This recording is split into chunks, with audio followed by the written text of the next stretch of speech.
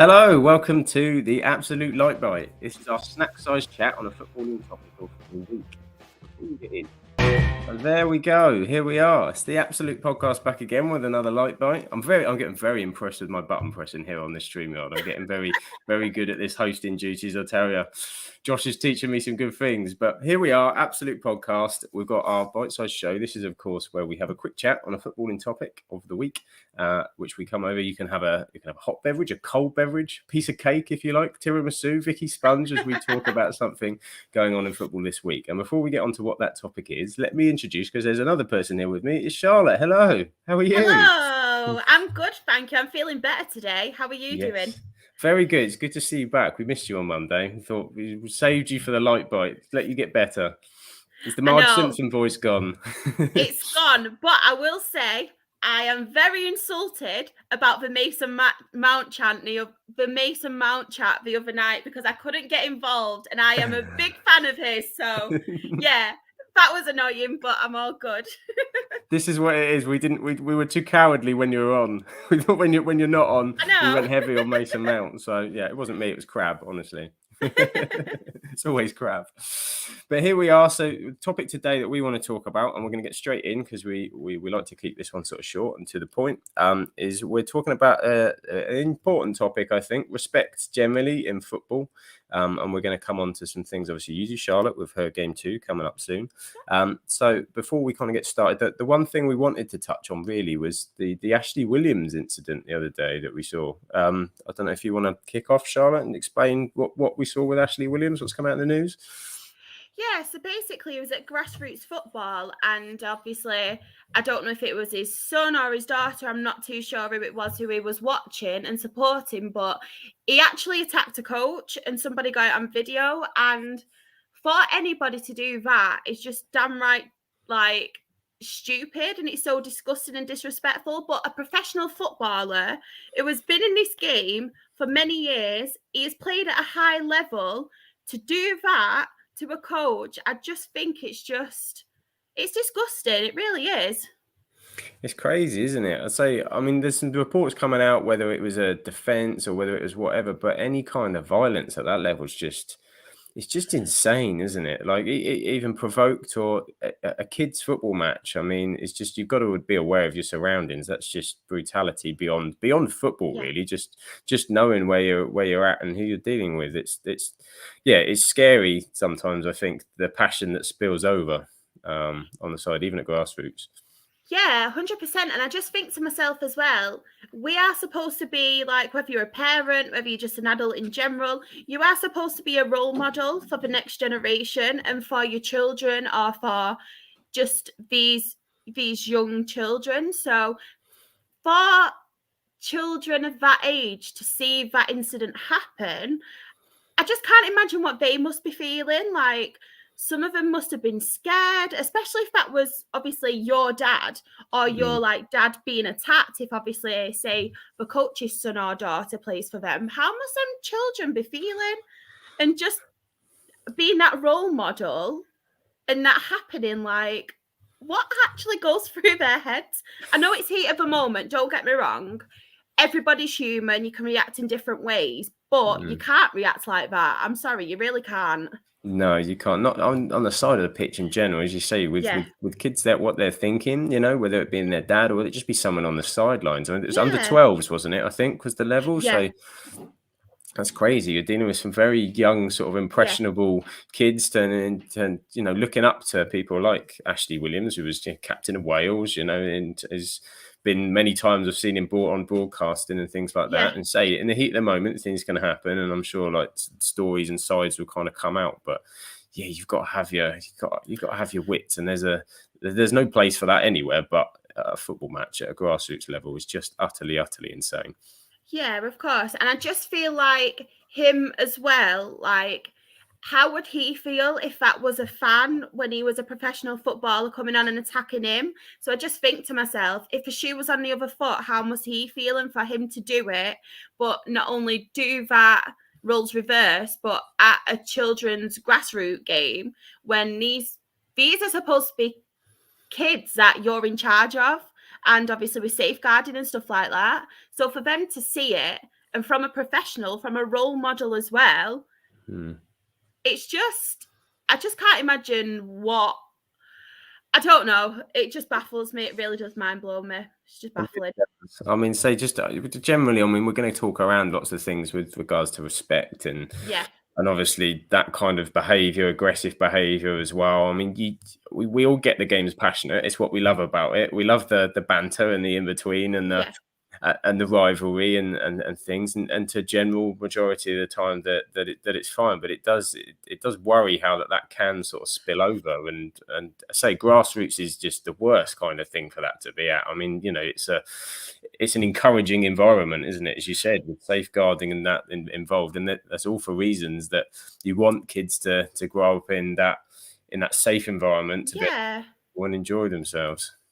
Yeah, 100%. And I just feel like if this kind of thing is happening, and not only like we've seen it, we've all been at football matches and stuff, and don't get me wrong, people mouth off, people have their say, but for an actual two grown men to basically, I've seen the video and it's as if like they've been pushing these punches and stuff, and I just think to myself, why? Like, why? Yeah. What drives you to do that? What drives you to do that? And say on the topic of that, moving away from sort of Ashley Williams and that for a second, I mean, it's just almost like the football of old, isn't it? I mean, we've seen sort of a bit of a rise in people running on the pitch, people losing control, kind of people stepping across the boundaries of what football are. You know, that we've seen, you know, not sort of unsavory scenes in the crowd that we've seen sometimes in the past. But yeah, I mean, what do you make with all this running on we haven't seen so much of it, I suppose, recent weeks, but running on the pitch and crossing that line, what's your thoughts on it? I think it's disgusting, to be honest. And at the end of the day, these footballers are doing their job, and nobody, whether you work at a supermarket, whether you work in a business, whether you are a footballer, nobody in their workplace should ever be attacked in general, especially by somebody like observing. And we've seen incidents. I think the most recent one I remember, I think it was Billy Sharp, and I remember a pitch invasion, and I think it was an opposition fan ran behind Billy Sharp and he hit him on the head, at the back of the head. So straight away, you don't do that to anyone anyway. A head injury, you never know what could happen.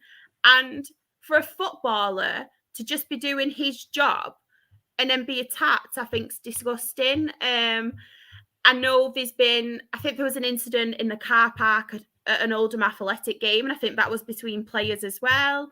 Obviously, I think it was a derby between Aston Villa. This was a few seasons ago. I remember Jack Grealish obviously getting attacked by, I think it was a Birmingham fan. And yeah, I just feel like, especially after COVID, and I don't know if it's just because obviously people haven't been to football, and I don't know what's gone on with some people, whether it's ignorance, whether they just have been locked up for such a long time, they don't know what to do with fellow humans anymore. I just don't know, but I just feel like there's a lot of disrespect shown at football at the minute, whether it's to fellow fans, whether it's obviously to players, to managers. And don't get me wrong, verbal is disgusting, but actually physically harming someone should definitely not happen. Exactly. It's just levels of just not what the game is about for so many fans, and that level of excitement. So I always remember it was a number of years back now. Me and my friend got tickets to the playoff finals. We went to League One and League Two playoffs. We had a double header in London at Wembley, and we said we'll go. And we didn't support any of the teams, so we're just going to go out. We'll pick whoever we're in the end. And the League one was Barnsley against Millwall.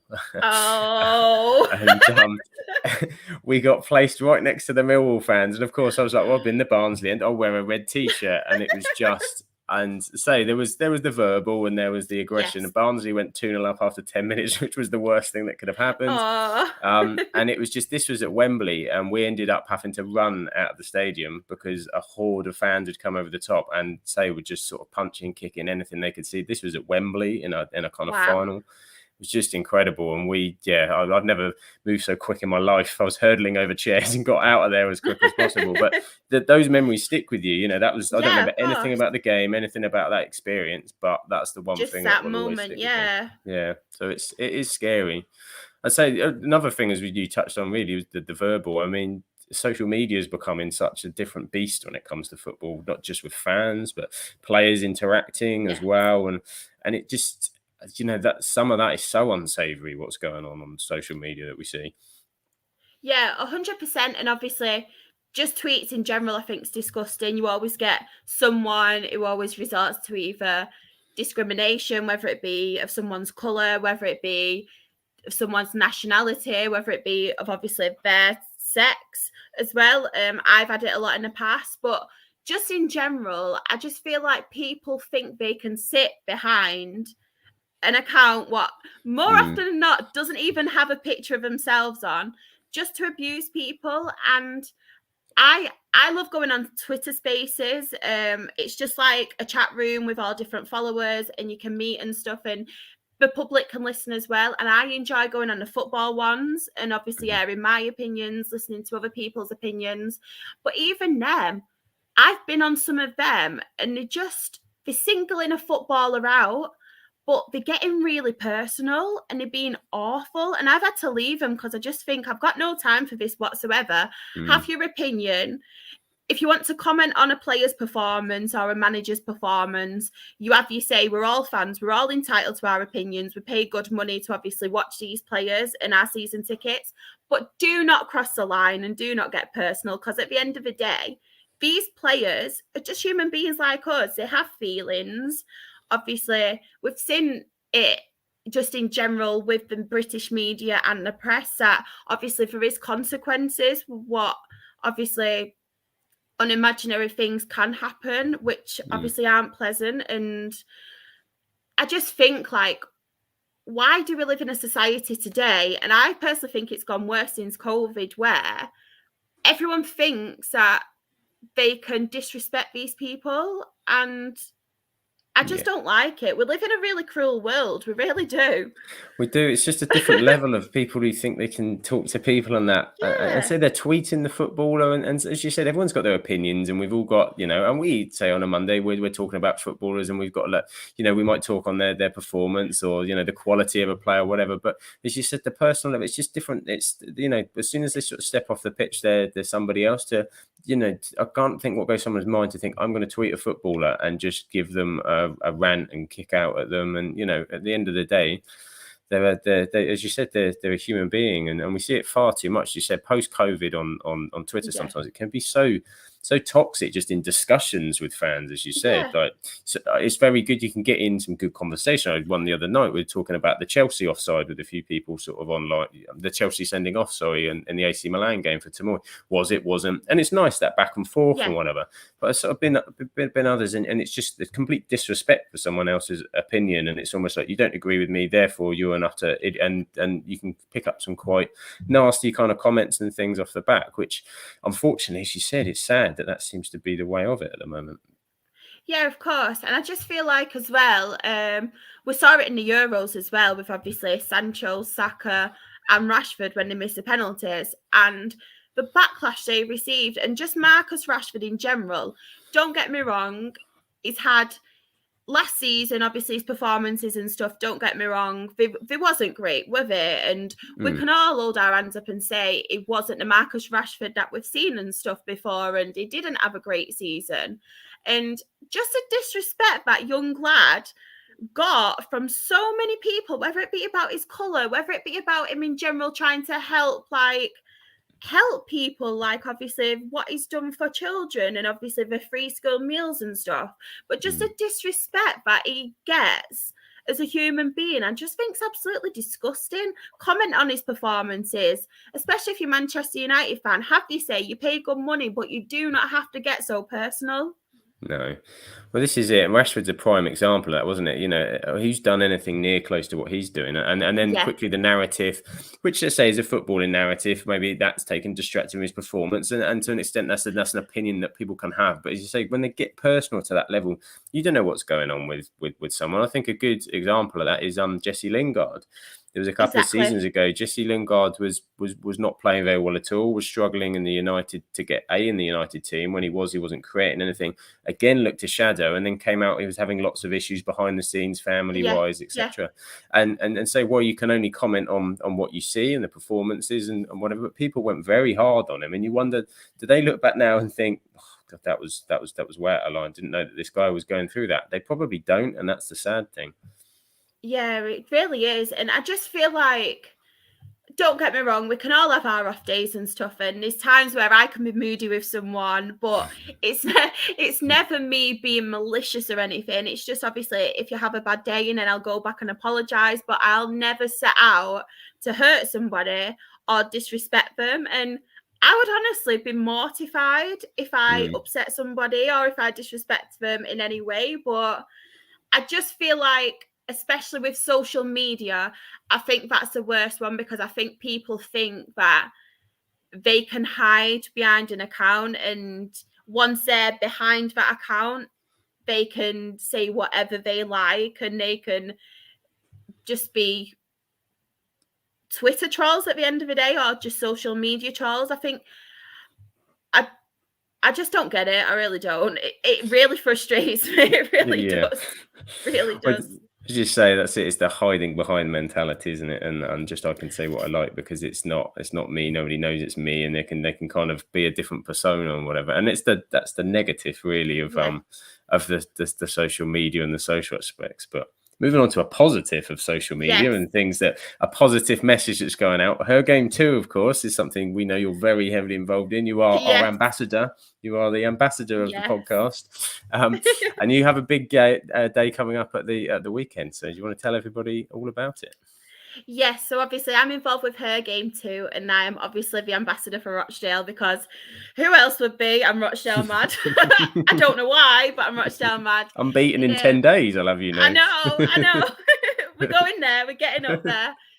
But what we do every season as part of a partnership, obviously, with HerGameToo, we have a dedicated fixture. And this is a rearranged dedicated fixture. I won't go into the circumstances why, obviously, it's rearranged, but it's rearranged for this weekend against Barrow. And it's just raising awareness about HerGameToo and trying to get the community involved. So we've got a lot going on. Me and my team are obviously biz. I'm trying to count how many of us there is now. We've got that many of us.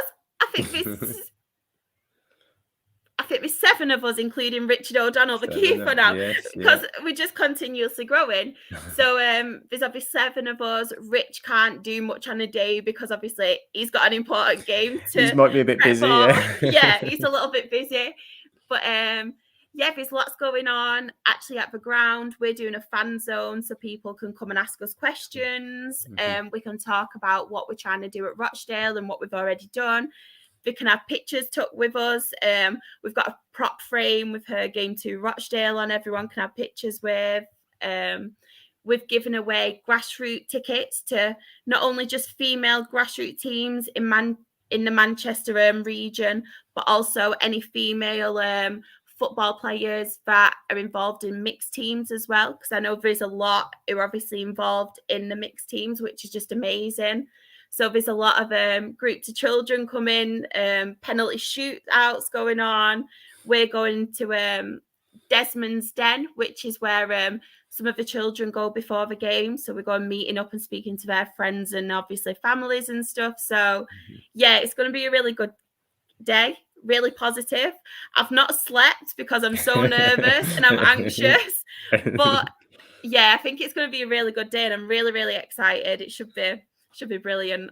No, it sounds really good. So I bet it's taken a lot of preparation and everything to get all of that set up. And as you say, just kind of waiting for the big day now. I mean, do you think it's something? Obviously, you're doing it at Rochdale, something that is going to be spread out amongst the other clubs. Are other clubs doing the same things as well, or planning to? Do you know? Yeah, as I mentioned before, as part of a partnership, you obviously have a few things that obviously you and the club have got to work with HerGameToo on, and it's kind of a given that you do have to which is obviously amazing, raise awareness, and one of them is by doing a dedicated fixture. So the players will warm up in HerGameToo t-shirts. Leading up to the fixture, they'll do a lot of stuff and social media content, which we've done a lot of upcoming, and obviously before the fixture got cancelled last time, there was a lots going on and stuff, so that's amazing. But yeah, I'm hoping a lot of clubs do get on board, and I just feel like the more teams that do sign up and the more the message is kind of getting out there and stuff, I'm hoping more of the bigger clubs will come on board, like your Premier League. And HerGameToo in general, it's massive. They've gone to America with football. They're going into France, which will be amazing as well. They've gone into cricket, into rugby. So it's just growing bigger and bigger, and just to be part of this campaign, it's just so humbling and it's just amazing. And yeah, absolutely loving it. Absolutely loving it. It's certainly, say, knowing about it, you see it so much more when you're kind of aware that it's a thing. So as you said, I saw about the cricket. I'm local to Hampshire Cricket, and I've seen that they've got a HerGame too. So you sort of see it, as you say, branching into other sports and into other areas. So no, it's a super message, and so I'm sure it will go fantastic at the weekend. So if you're in the Rochdale area, pop on down. Definitely go and have a look. I'm not in the Rochdale area, otherwise I would. So that's it's a bit far for me to come, but I'll be supporting you from afar. You'll hear about it. You'll definitely hear about it. I will indeed. So no, that's definitely a positive. So I mean, just on the HerGameToo in general, Charlotte, you've been involved. How long have you been involved now? I actually it seems mental because I feel like I've been doing it for a very long time, but I actually got named HerGameToo ambassador on my birthday on the 11th of March this year. So it's not actually a long time, but it feels like I've been there forever kind of thing. But yeah, it's amazing. And just as we were going on about, obviously, in football, disrespect, just how obviously all of us in general have been disrespected in some way. And whether it's been on social media, whether it's been obviously at a ground, and for us to then try and turn it into a positive and inspire all these, not just young girls and just females in general. I've had messages from like dads of young footballers, or like male footballers or male coaches, and even ex-footballers or footballers in general, and have been like, I'm really supportive of what you're doing. You're doing a fantastic job. My little girl looks up to you, and stuff like that. And just for us to turn something negative into obviously a positive, and for it to be just continuously growing, it's just amazing. And it just shows that even when you do get knocked down, you should just never give up. Never give up, because there's always something. You might not feel it at the time, but it will get better. And obviously, look at us now. Yeah, certainly. It's absolutely flying. And that must be such a feeling to know you're impacting, say, even someone so young, someone who maybe not even so young, someone in the game in some stage that, as you say, either gender or whatever, has had an impact over something that you're doing is something incredible. And I guess that's what the message is, isn't it? That's it. Anyone can be involved, and anyone can enjoy football and feel positive about it. That's what 100%. We do. That's why we talk about it every week. That's what we're here for. Exactly. Absolutely. So yeah, I mean, I guess that brings our light bite. It goes quickly, doesn't it? These light bites we were saying last week. It's just before we know it, it's 25 minutes and we've kind of hit our slot. But thank you everybody again for joining us on today's light bite. The team will be back on Monday for our full podcast, of which I'm sure Charlotte will be able to give us an update on her HerGameToo live match and how it went, and another Rochdale victory as they storm up the League Two table, I'm sure. I would say about Mason Mount. I'm getting that out there. and about Mason Mount, yeah. Well, we just, as we discovered on Monday, if Crab destroys a player, he has a good weekend the weekend after. So get Mason Mount in the dream team. Did he get another assist? Another 1 or 2 assists as well in Champions League? I think he did get another one, yeah. I'm sure he did. He did. Crab's destroyed him, so get him in your dream teams, because he's going to be destroying points this weekend. It's a guarantee. But for now, we want to thank you all for joining us. We look forward to talking to you again on Monday. I'm up the FM Ducks on Twitter. You can catch me on YouTube. I'm doing a lot of World Cup videos at the moment ahead of that coming through. We can catch me on Instagram. We're always available if you want to chat with us. And Charlotte, where can people see you? I'm Sharex RAFC on pretty much everything, whether it be Twitter, YouTube, TikTok, Instagram, or you can also catch me on HerGameToo as well, or HerGameToo Rochdale.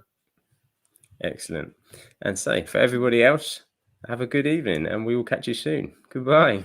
Bye.